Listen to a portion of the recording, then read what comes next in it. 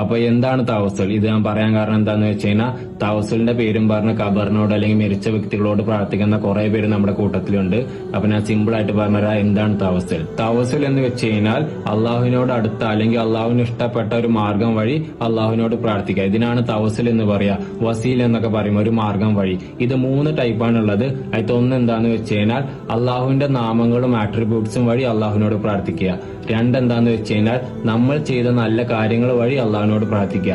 3 എന്താന്ന് വെച്ച് കഴിഞ്ഞാൽ നോട്ട് ചെയ്യണം, ജീവിച്ചിരിക്കുന്ന ഒരു വ്യക്തിയുടെ പ്രാർത്ഥന വഴി അള്ളാഹുവിനോട് തേടുക അല്ലെങ്കിൽ അള്ളാഹുവിനോട് പ്രാർത്ഥിക്കുക.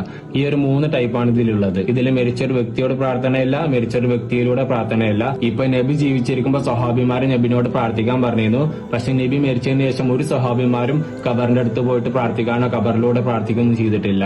അത് വ്യക്തമാണ്, അത് ഒരു ഹദീസിലും ഇല്ല. ഒപ്പം തന്നെ ഒരു ഹദീസിന്റെ ഒരു കണ്ണാണത്തെ വ്യക്തി നബിന്റെ അടുത്ത് ചെന്നിട്ട് നബിന്റെ ദുവ വഴിയുള്ള തവസ്സുൽ വഴി അള്ളാഹുവിനോട് പ്രാർത്ഥിച്ച് ആൾക്ക് കാഴ്ച തിരിച്ചു കിട്ടി. അപ്പൊ നിങ്ങൾക്കറിയാലോ നബി അപ്പൊ ജീവനോടെ ഉണ്ടായിരുന്നു. നബിനെ വസീലാക്കി തവസ്സുൽ ചെയ്ത ഒരാള് അള്ളാഹുവിനോട് പ്രാർത്ഥിച്ചു. ഇപ്പൊ ഇസ്ലാമിന്റെ ഒരു ബ്യൂട്ടി എന്താന്ന് വെച്ച് കഴിഞ്ഞാൽ ഇപ്പൊ ഉദാഹരണം ഒരു മുസ്ലിമിനാണ് ഇവിടെ ഇരിക്കുക, എന്റെ അപ്പുറത്ത് ഭയങ്കര അറിവുള്ള ഒരു പണ്ഡിതനും ഇരിക്കുക വിചാരിച്ചോ. പക്ഷെ അള്ളാഹിന്റെ മുമ്പിൽ ഞങ്ങൾ രണ്ടാൾ ഇരിക്കില്ല.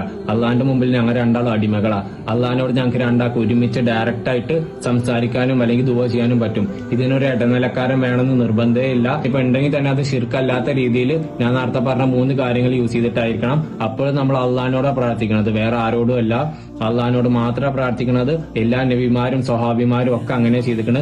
ഒരു നബിമാരും വേറെ നബിമാരുടെ കബറിടങ്ങളിൽ പോയിട്ട് പ്രാർത്ഥിച്ചിട്ടില്ല. അപ്പൊ ഇതിനെ ഏത് രീതിയിലും വേണമെങ്കിൽ നിങ്ങൾക്ക് വളച്ചൊടിക്കാം. പക്ഷെ നിങ്ങളോട് എനിക്ക് പറയാനുള്ള എത്ര ഉള്ളൂ, അന്ധമായിട്ട് ഒരാളെ ഫോളോ ചെയ്ത് അതാണ് പടച്ചോൻ അല്ലെങ്കിൽ അതാണ് ഇസ്ലാം എന്ന് വിചാരിക്കാതിരിക്കുക. ഖുർആനിൽ എന്താ പറയണത്? ചിന്തിക്കുന്നവന് ദൃഷ്ടാന്തം. അപ്പൊ അതേപോലെ തന്നെ നിങ്ങൾ ആലോചിക്കുക, നിങ്ങൾ ചിന്തിക്കുക. ഒപ്പം തന്നെ ആൾക്കാരുടെ നിന്ന് പഠിച്ചോ പഠിക്കണ്ടെന്നല്ല, എല്ലാവരും നമ്മളങ്ങനെ തന്നെ വളർന്നതും.